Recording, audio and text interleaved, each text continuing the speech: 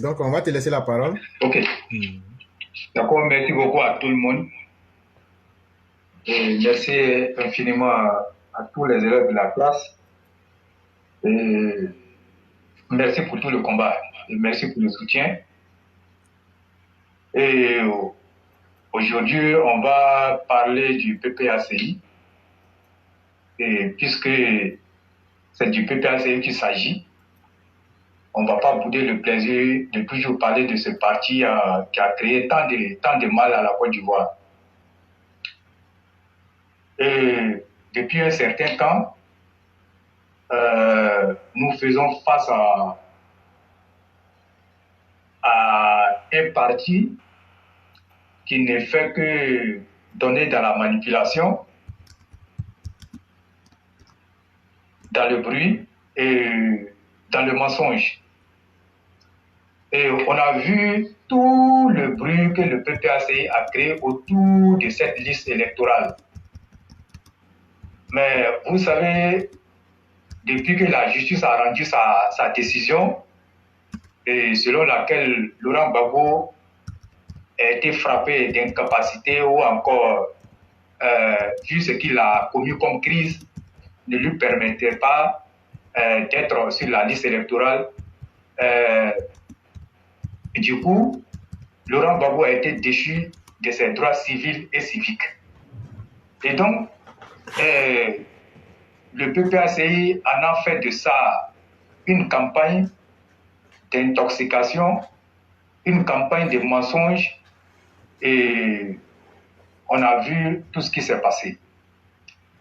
Mais lorsque vous êtes sur la vérité, vous n'avez point besoin d'amener tout le pays et voire même amener tout le monde entier. Mais c'est ce que nous avons vu avec le PPACI, qui était en manque de stratégie, en manque de vérité. Et chemin faisant, Abiba Touré est passé l'avocate pafleteuse, comme nous on a l'habitude de l'appeler ici en Côte d'Ivoire, est passée partout. Je vais dire, elle a fait conférence de presse, plateau de télévision et tout, pour essayer de manipuler et de montrer que la justice ivoirienne n'avait pas fait son travail et que ce n'était qu'une justice dirigée contre Laurent Gbagbo. À la suite de ça, ils ont dit qu'ils avaient relevé assez d'anomalies sur la liste électorale. On ne sait pas par quelle magie ils ont eu à le faire. Ils nous sortent une liste avec laquelle nous avons vu un certain Kone Mariam, une certaine Kone Mariam, qui a fait 500 enfants. Elle fait des temps bien. Oui. C'est une femme congolaise ou bien? Avec 500 enfants. C'est une femme gourou bien. Et je ne sais même pas. Je ne sais même pas. Berthe doit répondre à cette question-là. Ils ont pris cette supposée liste d'après eux de fraude pour apporter ça à la CEI. Mais vous savez, il n'y a rien de nouveau sur le soleil. Pourquoi je dis il n'y a rien de nouveau sur le soleil? Et la CEI même avait donné le ton et avait donné la latitude aux partis politiques d'aller vérifier sur la liste électorale, et lorsqu'ils vont constater des anomalies, et puisque aucune œuvre humaine n'est parfaite, de relever toutes ces anomalies-là et de les apporter à la commission centrale. Et les autres partis politiques en ont fait le même travail. Ils ont relevé des anomalies, ils sont allés devant la commission électorale indépendante en toute responsabilité et en toute, comme on appelle, quiétude. Sans embêter qui que ce soit, et sans dire que la CEI a fait du faux travail, et sans même dire que la CEI est en train de travailler contre eux. Ils sont allés, ils ont fait. Le but, l'objectif recherché par la CEI est de donner la liste électorale, en tout cas par rapport à tout ce que moi j'ai dit. Parce que la CEI, comme je l'ai dit, pouvait laisser cette liste électorale-là à l'État et faire son travail. Personne n'aurait quelque chose à redire. Mais pour un souci de transparence, la CEI, qui se veut une commission électorale indépendante, comme son nom l'indique, veut bien travailler, de sorte qu'au 2 septembre, que nous n'ayons pas des troubles en Côte d'Ivoire. Mais le PPACI, comme je l'ai dit, était dans sa stratégie, mais qui n'a pas fonctionné. Pourquoi j'ai dit sa stratégie n'a pas fonctionné? Parce qu'il a failli que la commission électorale indépendante, par la voix de son président, puisse passer sur les différents plateaux de télévision. Je vais parler bien entendu de NCI 360 et sur la RTI pour expliquer le fonctionnement de la CEI et ce pourquoi la CEI a donné la liste électorale aux différents partis politiques. Et je crois que ça a été entendu de tout le monde, sauf le PPACI, qui ne veut rien entendre, qui ne veut rien comprendre, à continuer à vilipender. Et même Abiba Touré est même parti sur le plateau de TV5. Parce qu'en partant sur TV5, c'est fait exprès et c'est fait à dessein. Parce que vous savez que ces chaînes-là sont des chaînes de renom. Et aller sur TV5 pour Abiba Touré et le PPACI était là l'occasion de montrer comment la CEI a travaillé contre le PPACI. Ça n'a pas fonctionné. Ça n'a pas fonctionné parce qu'ils ont montré leurs limites. Après ça, puisque Laurent Gbagbo n'est pas sur la liste électorale, qu'est-ce qu'ils vont faire? Après avoir fini tout ce bruit-là, taper sur la CEI, taper sur la justice, et c'est la CEI même qui a pris le coup même dans cette affaire. La CEI n'a fait qu'appliquer une décision de justice. Si la justice avait jugé bon que Laurent Gbagbo soit sur la liste électorale, la CEI n'avait d'autre choix que de valider l'inscription de Laurent Gbagbo sur la liste électorale. Mais comme ils ont fait leur ballon d'essai, ils ont tapé sur tous les toits, ils ont vu que le résultat, ils n'ont pas obtenu le résultat qu'ils avaient voulu obtenir. Ils vont se rendre à l'évidence que le bruit ne va pas régler leurs problèmes. Il faut plutôt choisir une autre voie qui va leur permettre, si besoin, en tout cas si d'aventure, c'est la vérité, d'avoir un résultat. Ils vont aller comme ça, aller déposer une réclamation, puisque après avoir affiché la liste électorale, il y a cette période de réclamation-là que la CEI ouvre pour permettre aux gens qui ont des réclamations à faire, soit si l'orthographe du nom, soit si la date de naissance, soit les omissions, un peu comme ça. Et Laurent Gbagbo, en tant que citoyen, oui, il devait aller faire cette réclamation. Et vous avez vu le bruit qui a été créé autour de cette réclamation. Et ils pensent que en faisant les coups médiatiques, ça va leur permettre d'avoir un résultat, comme je l'ai dit tantôt. Ils vont organiser, comme on appelle, cette cérémonie de réclamation, comme si Laurent Gbagbo venait, comme on appelle, à peine d'arriver en Côte d'Ivoire, comme on l'a vu à l'aéroport, à mettre tout le monde dans le même mensonge, dans la même propagande. Ils ont fait, et ils sont allés déposer la réclamation. Et Laurent Gbagbo est venu par la suite faire, comment on appelle, son one-man show, et sortir des choses.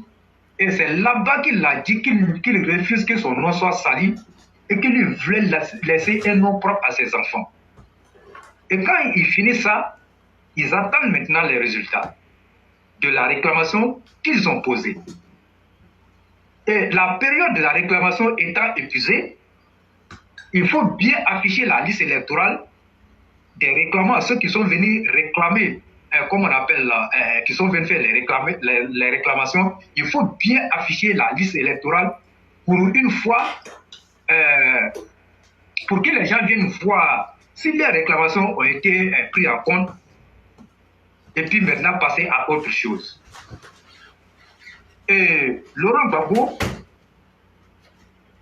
ils sont allés voir le nom de Laurent Gbagbo, si réellement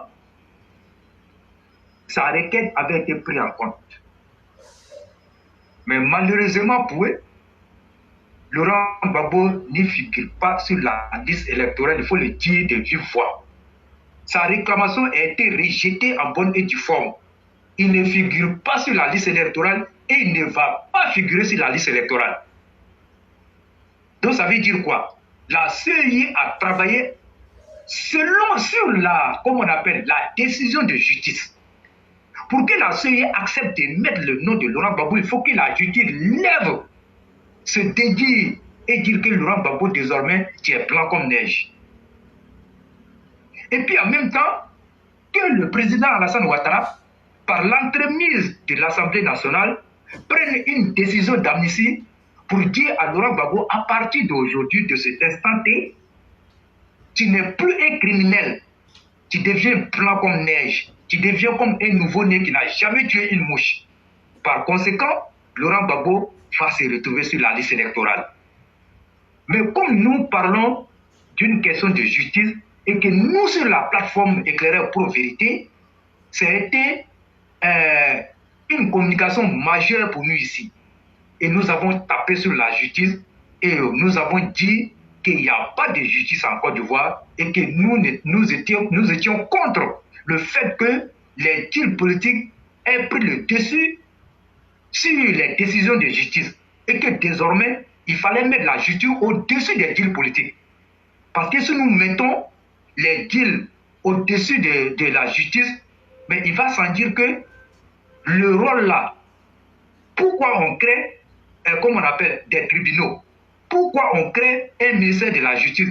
Mais il faut autant laisser qu'on parle de deal, de deal politique à deal politique pour régler les choses.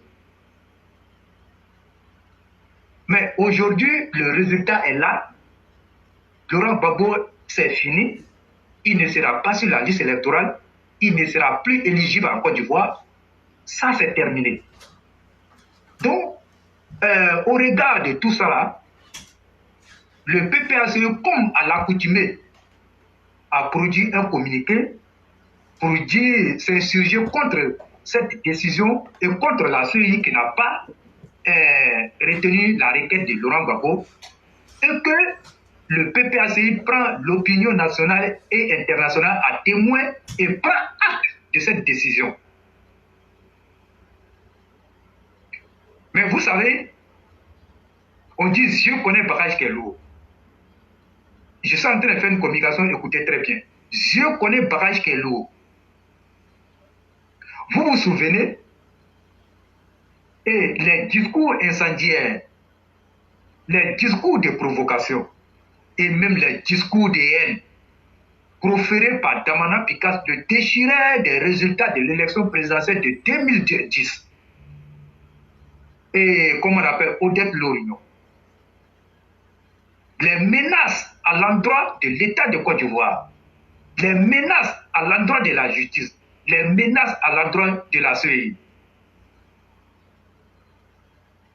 Il faut aller même à nous dire que le 6 va devenir le 9.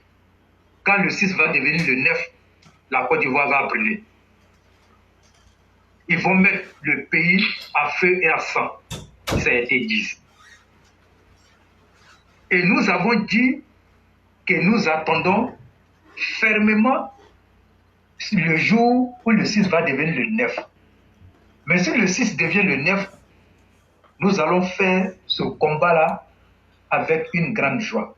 Parce que nous avons raté de régler nos comptes en 2010, quand le président Alassane Ouattara a pris le pouvoir. Lorsqu'il nous a dit, pas de vengeance, nous l'avons écouté, Et nous avons dit que cette fois-ci, le président n'aura même pas le temps de nous dire arrêtez. Mais depuis que cette décision a été prise et que le PPACI a pris acte, ça veut dire que le PPACI, au regard de tous les bruits que le PPACI a fait, le PPACI n'a pas cette force-là. Je vous dis, écoutez, le PPACI n'a pas cette force-là, il n'a pas ce culot d'appeler à ses militants de descendre dans la rue. Et le PPACI ne va jamais appeler un de ses militants à aller contre ou encore aller manifester parce que le nom de Laurent Gbagbo ne figure pas sur la liste électorale. Vous savez pourquoi? Le PPACI dit qu'aucun de ces cas ne doit aller encore en prison. Parce que le PPACI, les cadres du PPACI ont trop fait la prison. Mais je vous le dis honnêtement, ils le disent entre eux là-bas qu'ils ont très peur du président Hassan Ouattara. Ils ont très peur du président Hassan Ouattara. Ils ne parlent pas, mais les plombs qu'ils mettent dans le corps, dans leur corps, c'est des plombs qui font très mal à l'intérieur, mais personne ne sait avec toi. Voilà pourquoi vous avez vu, ils ont fait ce communiqué pour dire qu'ils prennent acte et que désormais ils sont tournés vers les élections. Et qu'ils disent à leurs militants de rester mobilisés pour faire gagner les candidats.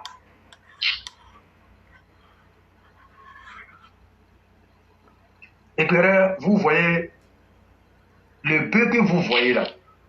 Quand le peu rentre en brousse, quand le peu les envoie en brousse, ce n'est pas tous les herbes que le peu broute.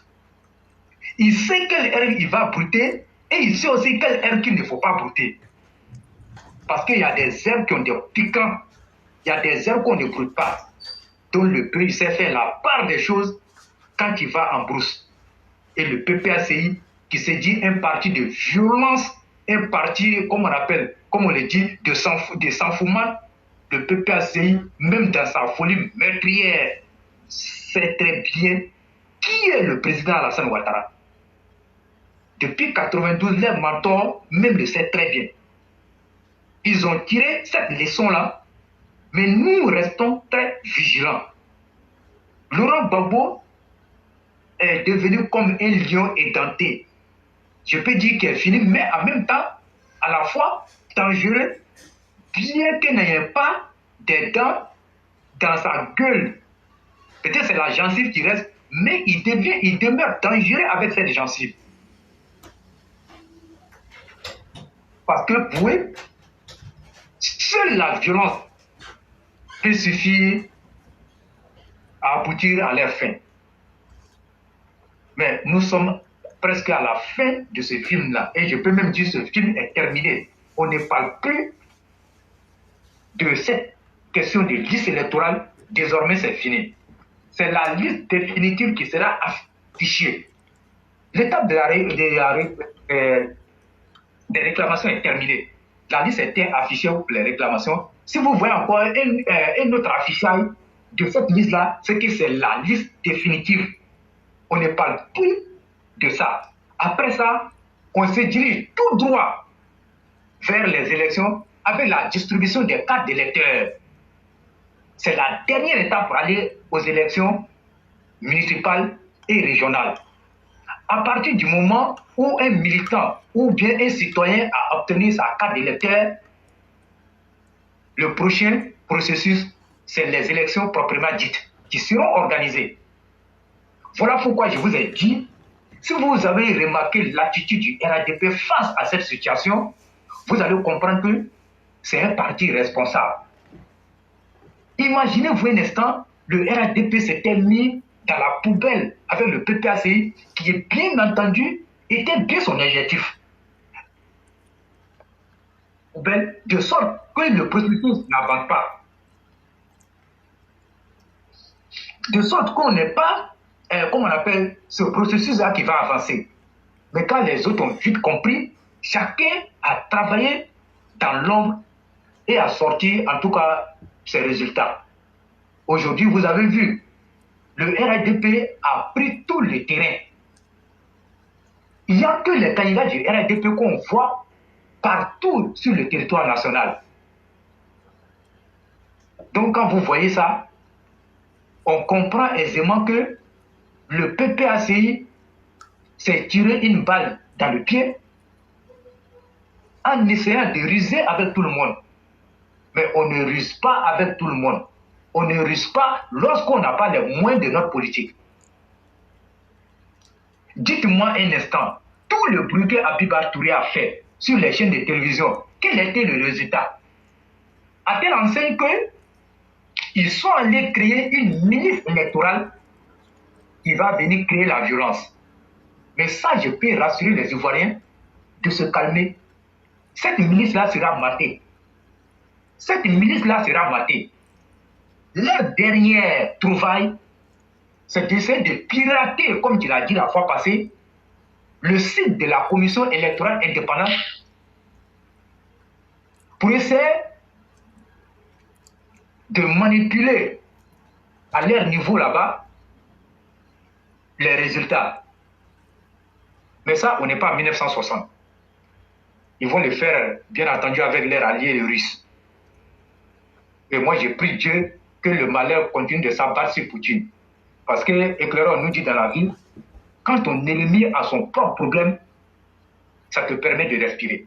Le temps qu'il va finir de gérer ça, c'est loin. Il ne pourra plus te rattraper. Que Dieu fasse que Poutine ait le malheur toujours. Amen. Voilà. De très grands C'est comme malheurs. ça, c'est... De très grands malheurs. Voilà. Voilà, de très grands malheurs. Si quelqu'un peut rêver, mais n'a qu'à rêver. Moi, je peux. Moi, je peux. Hein. Moi, Ce soir, on va demander à tous les EPV de rêver. De rêver, non? On va tous rêver pour que Poutine ait de malheur. il peut tomber aussi. Hein. Il peut tomber entre temps. Effectivement, il faut rêver pour qu'il ait, comment on appelle, ce malheur-là, qui va nous permettre au moins de respirer. Parce que quand on est attaqué de toutes parts, c'est ce qui fait par moment qu'on a des difficultés.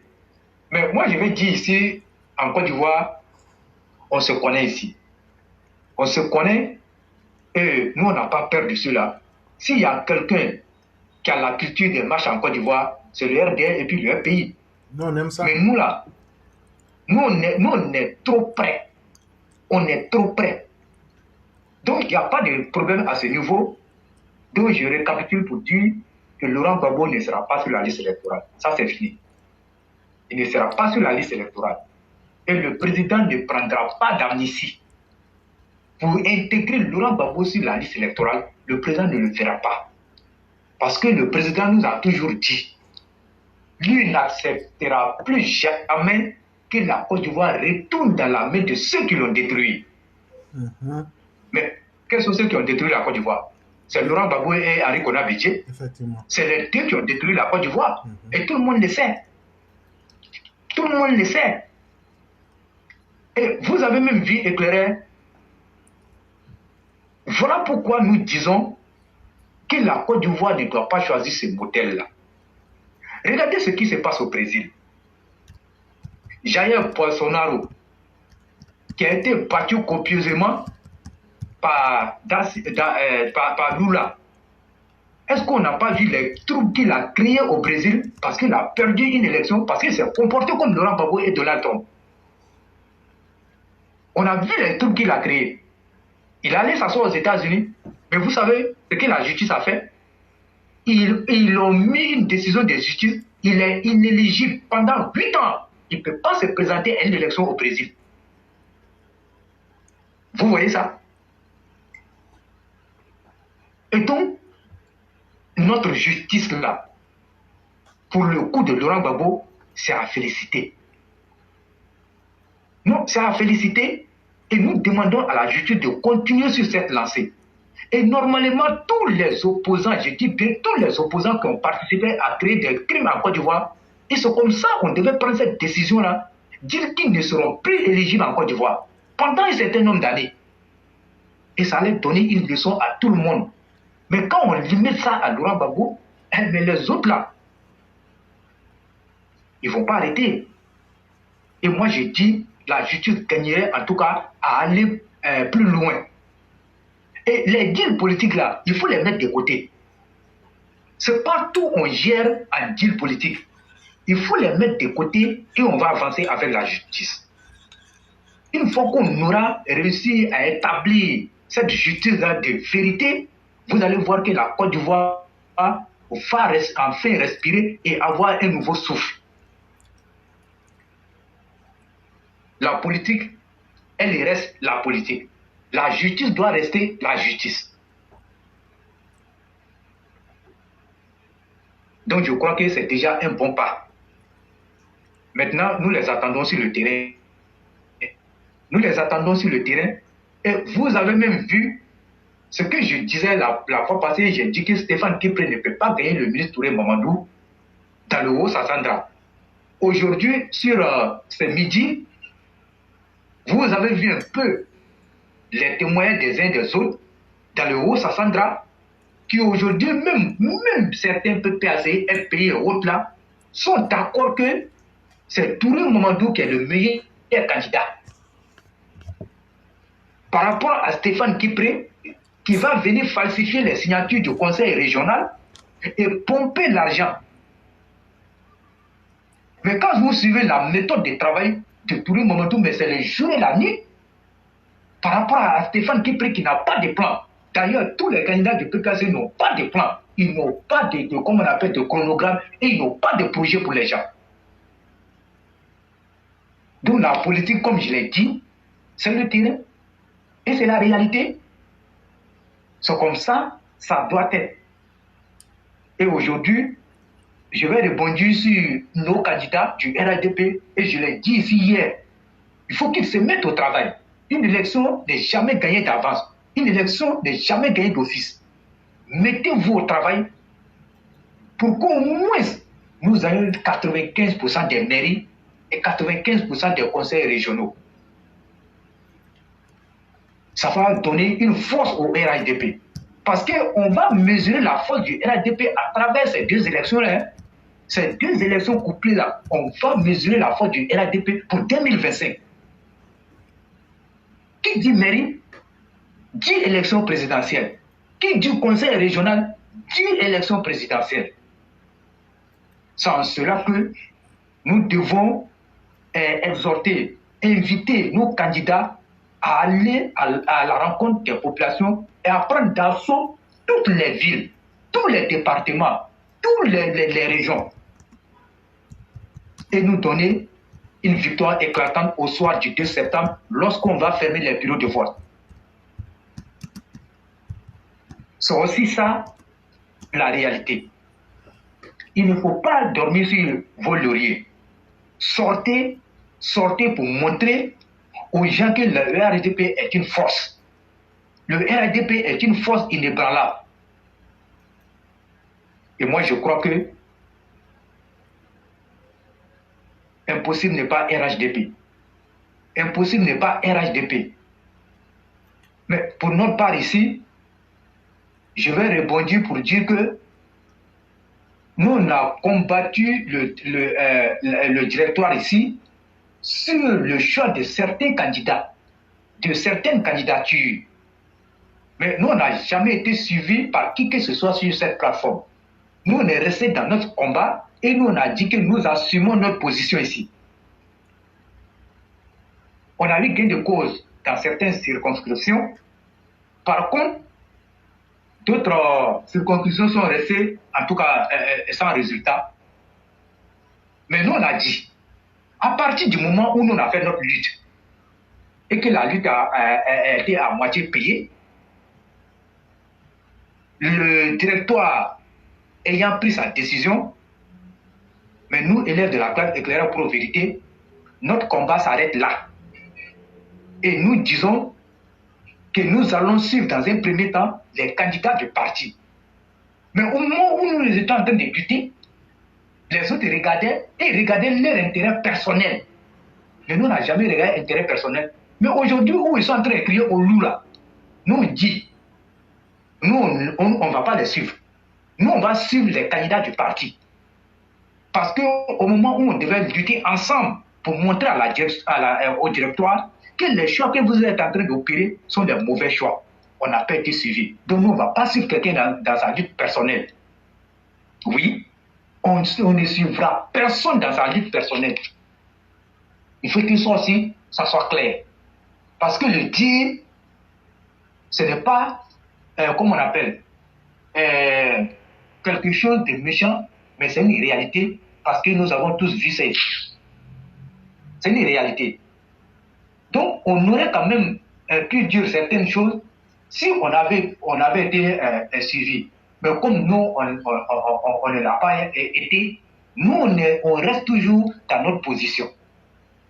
Et c'est ça aussi qui nous donne cette notoriété-là.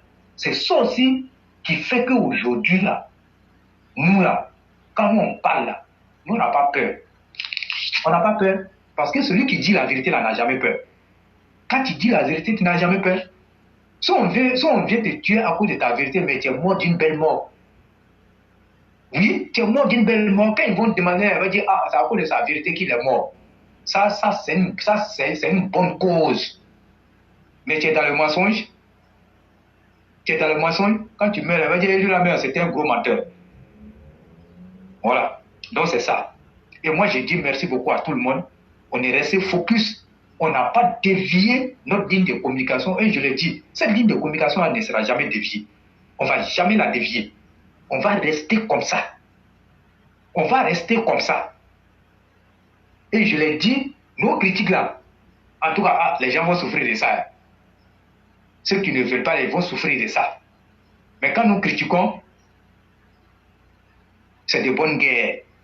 Nous ne critiquons pas pour dénigrer qui que ce soit ou encore quoi que ce soit. Nous, on parle pour dire la vérité, pour que le RHDP soit un parti fort.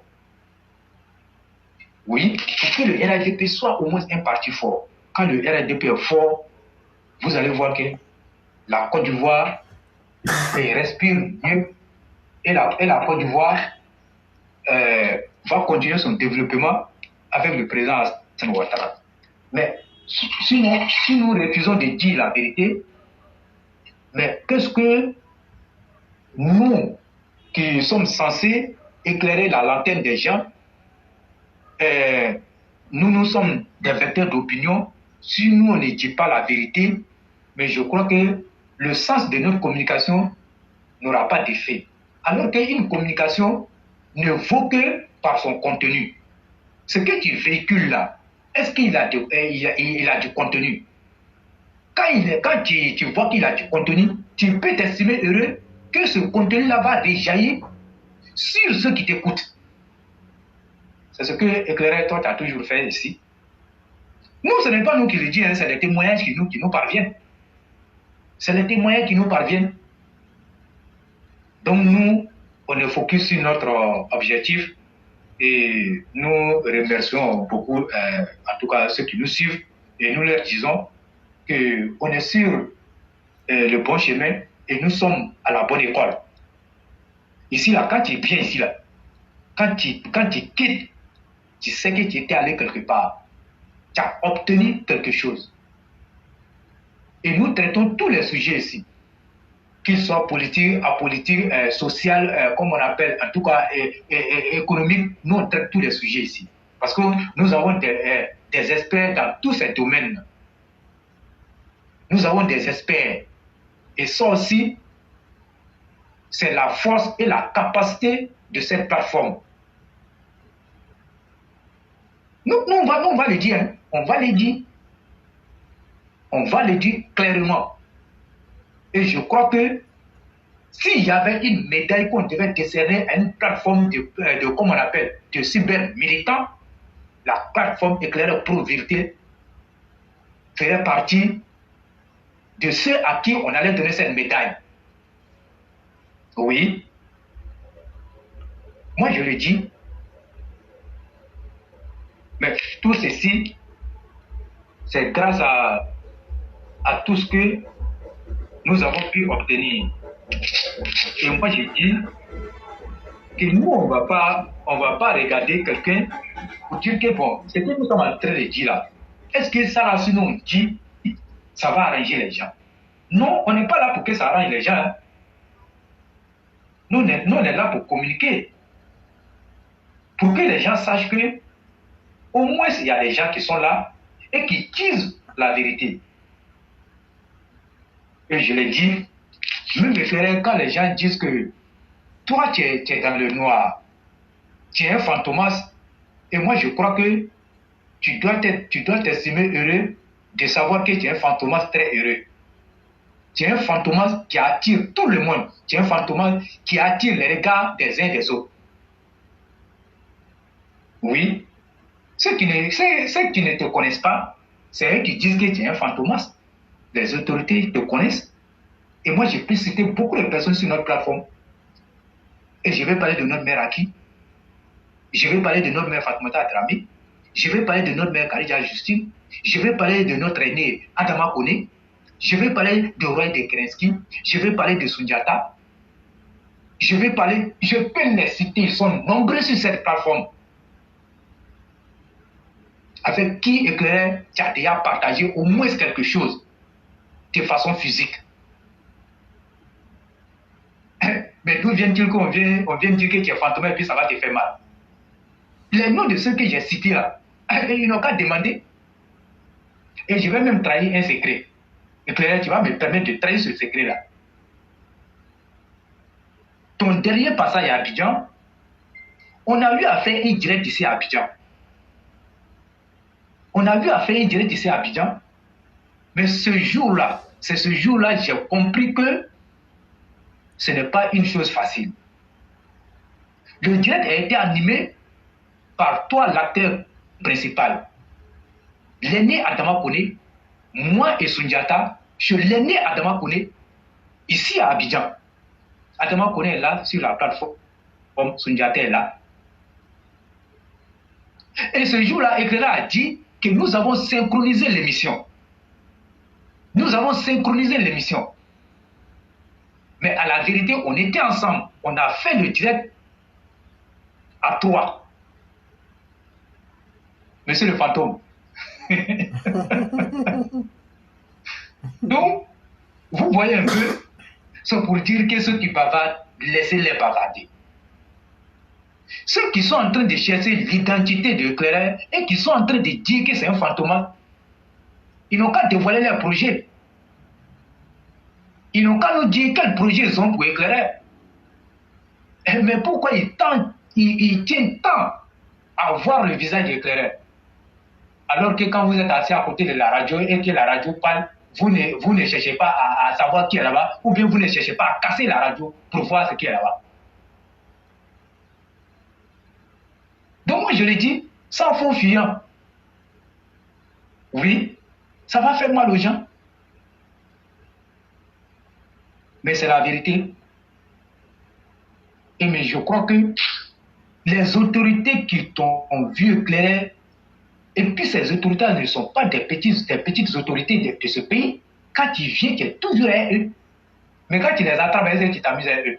Tu t'amuses pas à eux. Mais tu le fais dans un souci qui change. Tu vois un peu? Et moi, je le dis honnêtement, quand tu fais un travail, il faut bien faire ce travail. C'est tes qualités de travail-là qui ont fait aujourd'hui que Éclaireur, tout le monde veut te voir. Il n'y a rien. Tes qualités de travail-là, les qualités que tu as développées en venant instruire les gens sur la toile, en venant instruire les gens sur la politique, en venant dire aux gens, voilà ce qui est bon en politique, voilà ce qui n'est pas bon en politique. Mais est-ce pour ça aussi, on doit venir chercher ton visage dans le but de t'assassiner? C'est à cause de ça que vous cherchez son visage? Mais s'il y a des gens qui devaient l'assassiner, ce sont les autorités parce qu'ils le connaissent. Donc arrêtez d'être ridicules. Vous qui cherchez à découvrir le visage des gens là, arrêtez d'être ridicules. Sinon, à la limite, mais autrement dit, j'allais dire que c'est une honte pour vous. Oui. On ne peut pas lancer, comme on appelle, comme si c'est quelqu'un, une vulgaire personne, non, lancer l'alerte, non, il faut envoyer les gens pour aller chercher l'identité. À cause de quoi?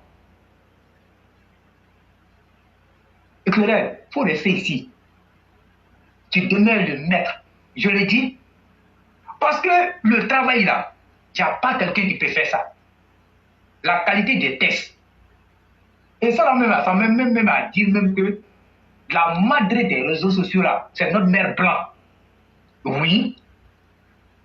Il n'y a pas ici en Côte d'Ivoire, il n'y en a pas. Oui. Tous les jours, faire les tests là, il n'y en a pas. Mais quand vous avez une mère comme ça, mais vous avez peur de quoi? Autant qu'elle est avec nous, autant que nous la protégeons. Ici, il n'y a pas de trahison sur notre plateforme ici. Tu t'attaques à un élève de la classe, tu t'attaques à tout le monde. Et tout le monde aussi va aller contre toi. Parce que nous, on ne fait que notre travail. Nous, on ne fait dire la vérité. Et la seule chose que nous, on ne va jamais accepter ici, c'est de mettre nos militants en déroute.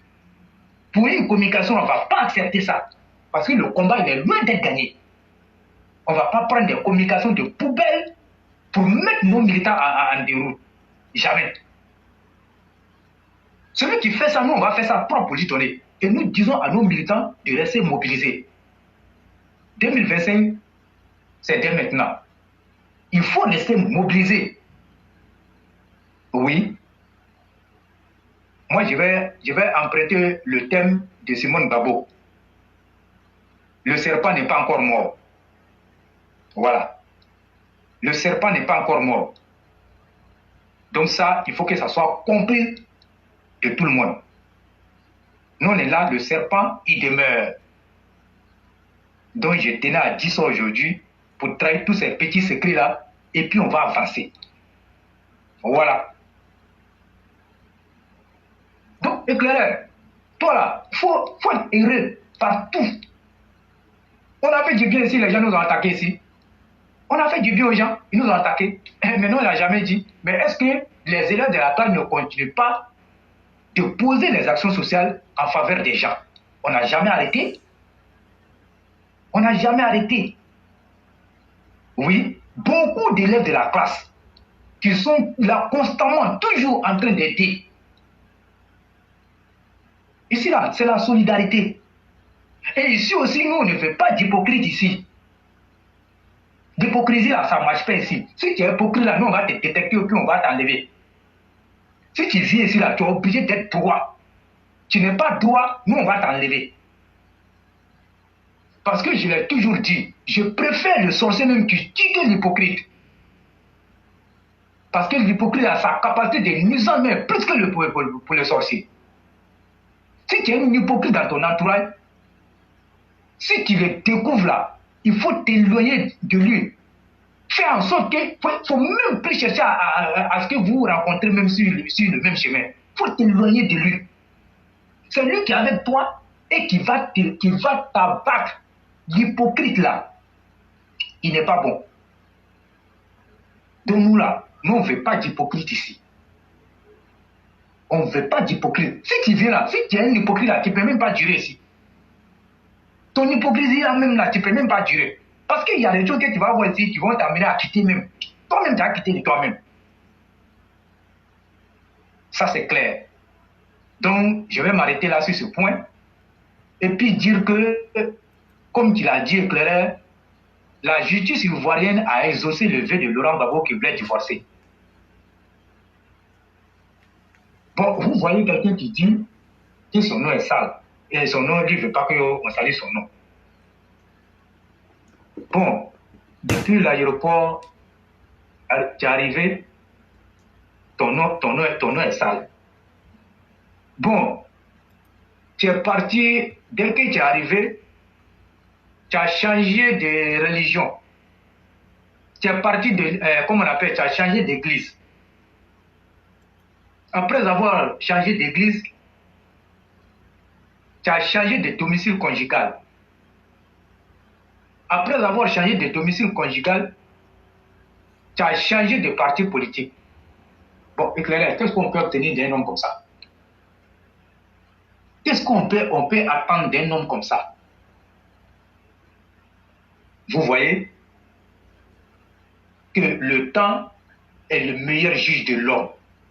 Le temps est le meilleur juge de l'homme. Le temps, c'est l'autre nom de Dieu. Laurent Gbagbo a marché et il a laissé derrière lui des traces indélébiles. Et ces traces indélébiles-là vont le suivre jusqu'à dans sa tombe. C'est fini. Le nom qu'il veut laver, laisser sans propre pour ses enfants, il n'aura jamais ce nom propre-là. Et je l'ai dit ici, le cyclone est revenu et il a dit que Laurent Gbagbo va partir à son passé. Voilà pourquoi j'ai dit que chacun de nous doit assumer son passé, qu'il soit bon ou mauvais. C'est un passé. Tu ne dois pas fuir ton passé. Ça fait partie de ta vie. Laurent Gbagbo, il faut assumer ton passé. Il faut assumer ton non sale là. Et puis on va avancer. Mets-moi à gauche, mets-moi à droite. J'avance. Il faut assumer ça. C'est clair. Et je crois que le temps est venu que les choses se clarifient. Et je crois que l'horizon devient de plus en plus clair. Il n'y a plus de nuages. L'horizon est devenu clair. Et nous voyons, et je vais finir pour dire que le PPACI n'a pas ce couilles-là d'appeler à une manifestation. Ils n'ont pas qu'à. Ils ont parlé, mais connaissent la vérité. Il n'y a plus d'état d'âme. Ça, c'est terminé. Vu le niveau de développement que la Côte d'Ivoire a atteint aujourd'hui, il n'y a plus d'état d'âme et la récréation est terminée. Dire qu'on va faire plaisir à quelqu'un, ça c'est fini. Lui, Laurent Gbagbo avait dit qu'il ne va pas faire plaisir au RDR pour faire entorse à la loi, pour faire entorse à la justice. Laurent Gbagbo, le RHDP, le président Alassane Ouattara ne fera pas entorse à la loi ni à la justice pour te faire plaisir. Ça, c'est fini. Tes conseils ont été bien entendus et je crois qu'on va appliquer tes conseils. Il ne faut jamais faire plaisir à quelqu'un en tordant le cou au droit. Jamais. Et ça, je peux te féliciter pour ça. Les anciennes vidéos sont là et nous avons vu cette vidéo et tes vidéos-là nous ont beaucoup servi. Et tu peux continuer encore de nous produire des vidéos qui vont encore nous servir plus tard. C'est une source d'inspiration. Il faut continuer comme ça. Continuer comme ça et puis c'est bon pour nous. Donc la Côte d'Ivoire n'est plus un pays où on partait à la présidence de la République avec les sauces graines, où on partait préparer les beaux photos à la présidence. C'est fini. Où chacun pouvait partir avec sa voiture, aller, comment on appelle, prendre du carburant et puis aller en week-end. C'est fini. Maintenant, le drogué qui se fait appeler Mamadou Koulibaly, le plus grand faiseur de bruit sur Facebook. Mais quand je regarde Mamadou Koulibaly, et lui qui est en train de parler, est-ce qu'il n'a pas renoncé à son poste de maire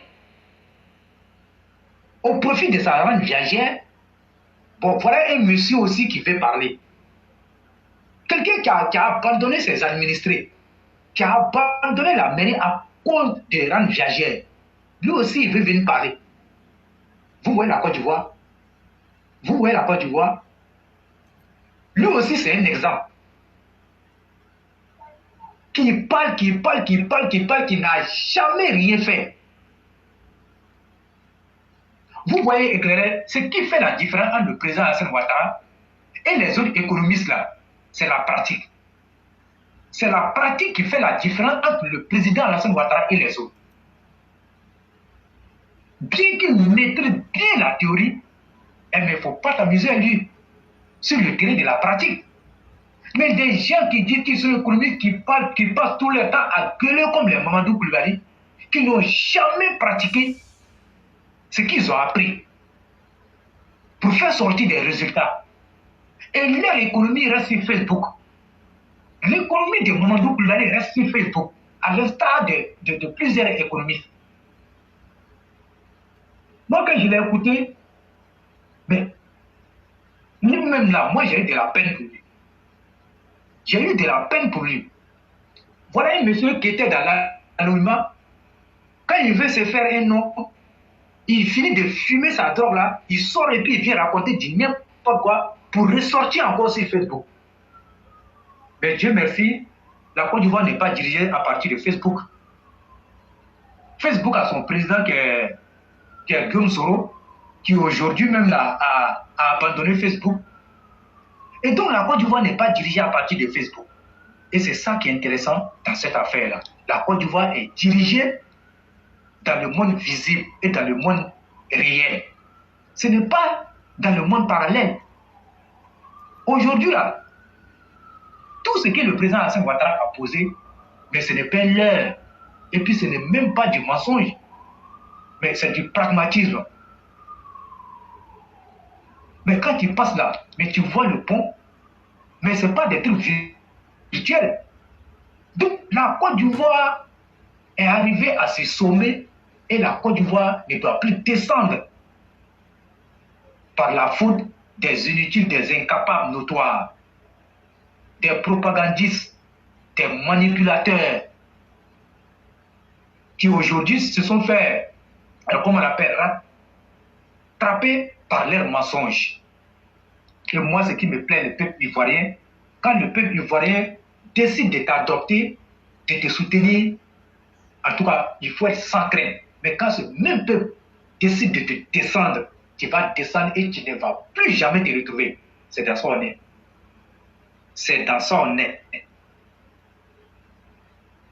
Quand tu veux briguer la magistrature suprême d'un pays, tu élabores un programme en fonction des besoins des populations et en fonction de ce que toi tu as pu voir lorsque tu étais en campagne. Mais des gens qui n'ont jamais parcouru la Côte d'Ivoire, qui n'ont jamais été en campagne, qui ne connaissent même pas les 322 470 km². Et quand tu lui dis, il y a telle circonscription qu'on appelle, comment on appelle, tel nom, ils disent que est-ce que ça là c'est en Côte d'Ivoire? Et par fini, ils viennent dire que ce n'est pas en Côte d'Ivoire et que ceux qui sont là-bas, ils les traitent d'étrangers. Vous voyez? Et c'est ce qui était la Côte d'Ivoire quand Bédié a pris le pouvoir, quand Laurent Gbagbo a pris le pouvoir. Voilà ce qui était la Côte d'Ivoire. Une Côte d'Ivoire de division. Ils ont divisé pour régner. Telle était leur politique. Mais le président Alassane Ouattara a toujours dit, c'est dans le rassemblement qu'on peut développer un pays. C'est dans la cohésion qu'on peut développer un pays. Et c'est dans comment on appelle, dans la solidarité et dans le partage qu'on peut développer un pays. Voilà les valeurs que le président Alassane Ouattara a détectées qui peuvent nous permettre d'avoir la paix et de continuer le développement. Contrairement à ces personnes-là qui pensaient que la Côte d'Ivoire était leur chasse gardée et que ce pays était taillé à leur mesure. Non, on n'était pas dans une monarchie. La Côte d'Ivoire n'a jamais adopté ce régime monarchique-là. Mais vous avez voulu faire la Côte d'Ivoire d'un royaume. Vous avez voulu faire la Côte d'Ivoire comme ça. À tel enseigne que vous avez employé le mot frère ivoirien. Toi, Laurent Gbagbo, tu es un maraca. Toi, Henri Konan Bédié, là, on sait que toi, tu es un gagné, tu vas chez toi au village. Mais pourquoi c'est vous qui êtes plus ivoirien que les autres? Pourquoi c'est vous qui êtes plus ivoirien que les autres? Et ils ont détecté une partie pour dire que voilà cette partie-là, c'est de là-bas que les étrangers viennent. Maintenant, les autres parties-là, ils prennent ça, on dit, même si tu viens de là-bas, là, tu n'es pas un étranger, tu es un ivoirien. C'est ce que vous avez fait en Côte d'Ivoire ici. Et c'est la même chanson que Nyamnyé Kona a pris. Mais il faut combattre Nyamnyé Kona parce que c'est les mêmes propos-là qui nous ont envoyé la rébellion. Il faut combattre Nyamnyé Kona.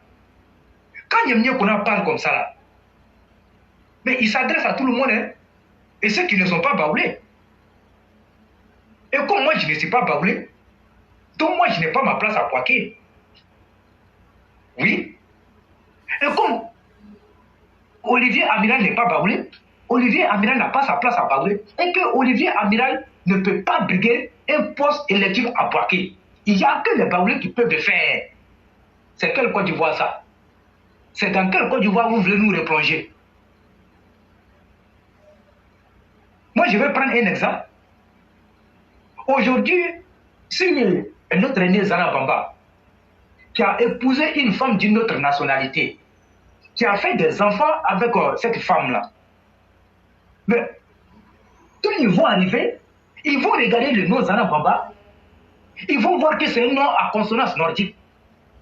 Contrairement, comme on appelle, à Alassane Aoussou, qui va faire des enfants avec une même femme d'une autre nationalité, ils vont regarder le nom de Aoussou, Alassane Aoussou, ils vont dire que comme il n'a pas un nom à consonance nordique, et que les noms, peut-être Bété, Baoulé ou encore autres ethnies, on va dire que les enfants de Alassane Aoussou sont des Ivoiriens que les enfants des Zana Bamba.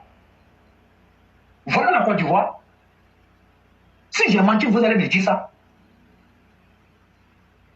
Au même moment qu'ils sont en train de parler, mais ils n'ont jamais dit que Michel Bagoué était étranger.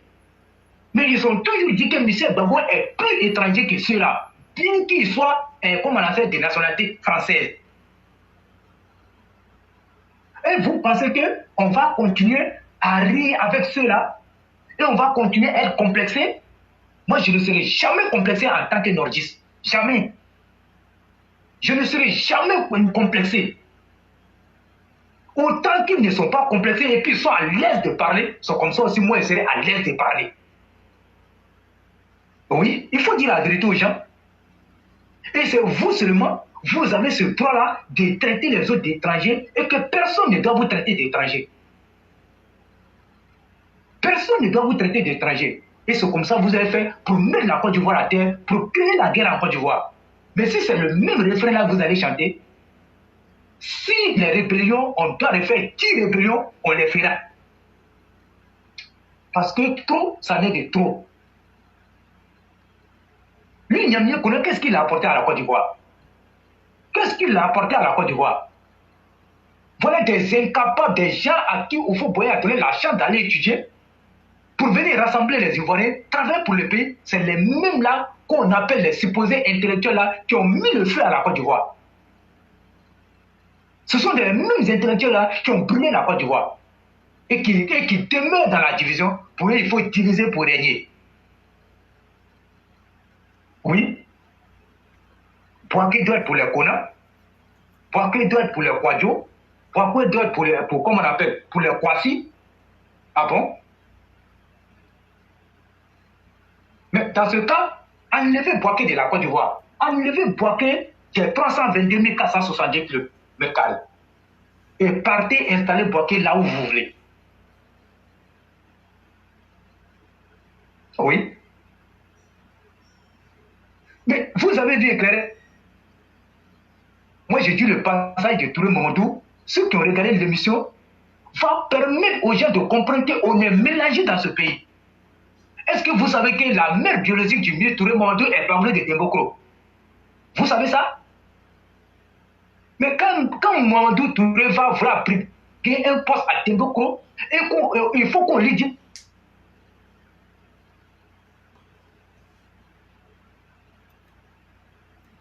Oui.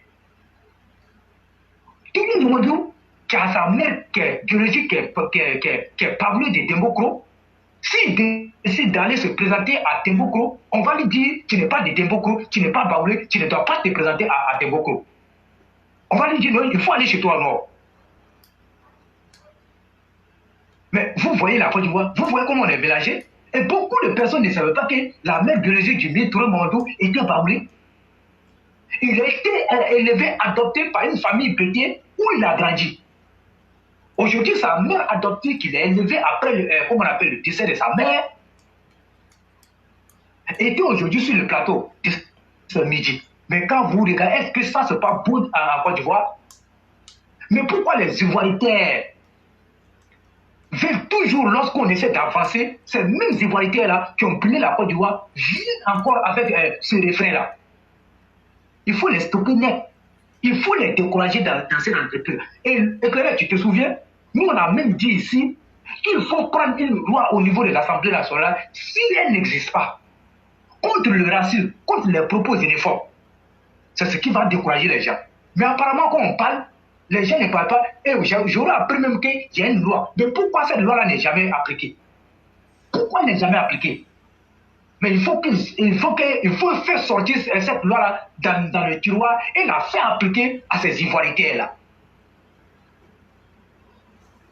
Mais quand on parle de mariage mixte en Côte d'Ivoire, et moi je vais même vous dire, est-ce que vous savez que la guerre qu'on a connue en 2011 là, c'est les mariages mixtes qui nous ont permis de limiter les dégâts?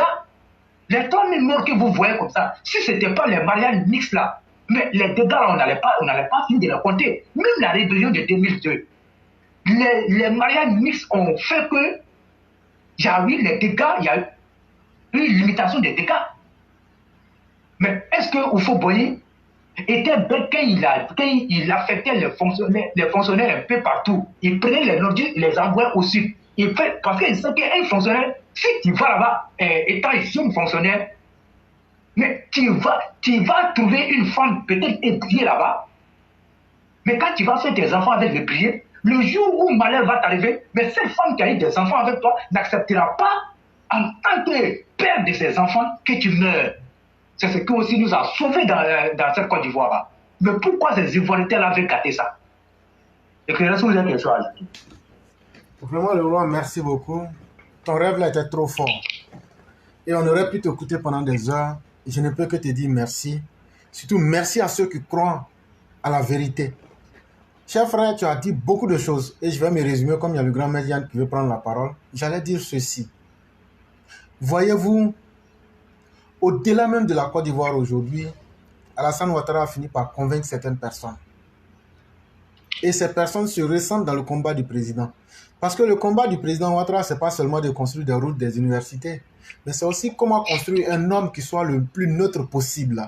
C'est-à-dire un homme en vrai. Et moi, c'est ça qui me séduit chez le président Ouattara. Je l'ai toujours dit, on ne peut pas aimer un homme à partir de rien. J'aimais l'homme Ouattara parce qu'il a incarné des valeurs qui pour moi étaient des choses qu'il fallait atteindre. On aurait pu aller à l'aventure dans n'importe quel pays du monde. Mais pourquoi on a choisi les Amériques? À cause de la liberté de la parole. Parce que la parole, là, c'est la capacité de réflexion. Je n'ai pas dit ceux qui parlent dans le vide. Mais quelqu'un qui parle et qui sait que sa parole peut aider, c'est quelqu'un qui réfléchit. Et s'il faut étouffer ce bouillonnement intellectuel, moi, je ne pouvais pas vivre dans un tel milieu. Il est toujours bon de prendre son exemple, de l'appliquer au monde pour soi-même se comprendre et aussi comprendre le monde. Et je suis très reconnaissant au président Ouattara qu'aujourd'hui, nous, on peut parler et même être en collaboration avec certaines personnes et on n'est pas du tout menacé. Il faut être vraiment reconnaissant au président Ouattara pour cela. Il a vraiment vécu aux États-Unis et il applique cette liberté autant que la liberté de religion, la liberté de réunion, la liberté de parole, etc. Parce que moi, je dis que la liberté humaine doit être sans limite. C'est en cela que je crois. Que tu sois malien, burkinabé, tout. Au fond, nos frères maliens, il faut leur expliquer qu'on ne les déteste pas. Mais ça nous fait mal quand quelqu'un se met en retard. C'est ça qui nous fait mal. Et nous, on n'accepte pas ça. Voyez-vous, l'idéal là, il faut qu'on soit un. Il faut qu'on évolue ensemble. Mais malheureusement, beaucoup de personnes ne peuvent pas comprendre cela. Mais un homme ne peut se battre qu'avec les armes qu'il a. Et les armes que nous on a aujourd'hui, c'est la petite intelligence qui a pu être aiguisée peut-être avec l'école des Blancs et la petite capacité de pouvoir parler et l'Internet qui est venu aujourd'hui faciliter les choses. Imaginez-vous chaque soir quand on se réunit ici. Les thèmes peuvent varier, mais le fond est toujours le même. Chers Africains, réunissez-vous. Chers Centrafricains, mettez-vous ensemble. Chers Camerounais, soyez fiers de vous-même, arrêtez la guerre, mettez-vous ensemble. Chers Ivoiriens, arrêtez de vous diviser, soyez un. Et évoluons ensemble. Mais quand on retrouve ces valeurs en une personne, On ne peut que être les hommes les plus heureux. Même si Laurent Gbagbo fait l'erreur d'être un rassembleur, vous allez voir qu'on va le soutenir. Ça, nous, on ne réfléchit pas sur cette question-là. Parce que c'est par là que va venir le développement véritable de l'Afrique. Voyez-vous, il ne peut jamais avoir de grands hommes s'il n'y a pas de grands soutiens derrière. Et c'est pourquoi je vais vous donner l'exemple du prophète Jésus, parce que beaucoup parmi ceux qui nous suivent sont soit musulmans ou chrétiens. Par exemple, quand je prends le cas des chrétiens, par exemple, les 12 apôtres dont on parle là, il y a l'apôtre Simon-Pierre, il y a l'apôtre André, Jacques le Majeur, l'apôtre Jean, et il y a aussi Philippe, il y a Barthélemy, il y a Thomas, il y a Matthieu, il y a Jacques, Jacques le mineur bien sûr, et puis il y a Jude, et puis il y a Simon des Zélotes, et puis il y a Judas Iscariote, mais qui sera remplacé plus tard par Matthieu après qu'il se soit suicidé. Mais ces gens-là, ce n'étaient pas des milliardaires. Hein. Les 12 apôtres que je viens de vous citer, ce n'étaient pas des milliardaires. Ils n'étaient pas ministres. Ils n'étaient pas aussi des proches. Des proches. Mais ce sont des gens simples comme vous et moi. Ce sont des gens simples qui ont convaincu par leur honnêteté et leur détermination à croire en Jésus. Quand tu vas auprès du prophète des musulmans, les gens parlent des 10 compagnons du prophète. Mais moi, je ne suis pas d'accord. Moi, j'ai dit que le prophète, il a eu 11 compagnons. Et on nous cite les Abba Bakr Siddiq, les Omar ibn Talib, les Othman ibn Affan, les Ali, les... Lui me plaît beaucoup Talha parce qu'un gars très pauvre, le jour de sa mort, on n'a même pas eu d'habit pour l'enterrer. Le gars s'est pris, je crois, 40 flèches. Hein. En pleine bataille, il s'est pris 40 belles flèches. Et pour l'enterrer, mais on n'a même pas trouvé d'habit pour l'enterrer. On l'a enterré presque nu. Et là, on aurait pu citer les autres, mais je m'arrête là. Au-delà des listes officielles, moi, j'ai dit que le premier vrai compagnon du prophète de l'islam, c'était d'abord sa femme Khadija, parce que c'est celle-là qui l'a convaincu. Et on nous parle aussi des 12 apôtres, mais moi, j'ai dit qu'il faut 13. Parce que celle qui a soutenu le Christ, le convaincre. Et quand vous remarquez toujours bien, ce sont des femmes qui arrivent à convaincre les prophètes de leur propre mission. Regardez très bien. Et Dieu ne fait rien au hasard. Mais je vous ai donné des exemples. À cause de la pauvreté, Judas même allait se donner à la mort et puis bon. Et je vous ai aussi pris l'exemple de Talha bin Ubaydillah. C'est pour vous dire que c'était des gens extrêmement simples, pauvres. Nous ne sommes pas riches. Mais c'est nous les vrais soutiens de Alassane Ouattara.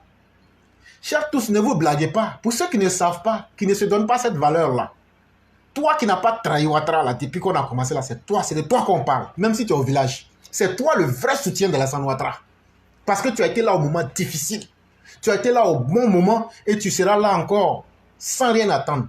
C'est toi le vrai disciple du président Ouattara. Les gens vont te faire tout, ils vont te dire tout, mais tu es toujours là. Le roi, tu sais, il y a certaines choses, on ne va pas rentrer dans les détails. Mais une fois comme ça, il y a quelqu'un qui foutait la merde partout. Et voilà, de toute façon, il y a eu une séance de travail, je me limite à ça. Voilà, c'était dans une capitale quelque part dans le monde. C'était pas en tout cas Abidjan. Et comme ça, après, il y a un de nos représentants actuellement là qui me regarde et dit, mais frère, tu es déterminé. Hein? Là, on était à 2, quoi. Et il me dit, mais en fait, c'est maintenant je comprends ce que le président Ouattara me dit, que ces véritables soutiens-là, ce sont des gens qui sont très loin de lui. Il dit, à travers ta détermination, je comprends ça vraiment maintenant. Mais moi, je le dis à tous, ne vous blaguez pas. Ne vous blaguez pas. Nous, on n'est pas dans l'amusement. On n'est pas aussi là pour impressionner les gens. Nous sommes là uniquement pour le président Ouattara.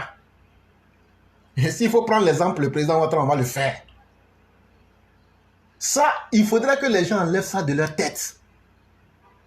Nous-mêmes, notre vie ne compte pas. Et on va agir sans même demander l'ordre à Ouattara. Parce que quand on faisait rébellion, on n'a pas demandé son avis, sinon ça allait être un non. On est encore là. On est encore vivant. On est présent. On est devenu plus fort aujourd'hui. Donc quand on vient s'asseoir derrière un écran, passer des heures là, mais ce qu'on a fait là, où on a mis nos vies en danger là, c'est plus grave que de venir devant un ordinateur. Donc nous, on ne cherche pas à ressembler à quelqu'un.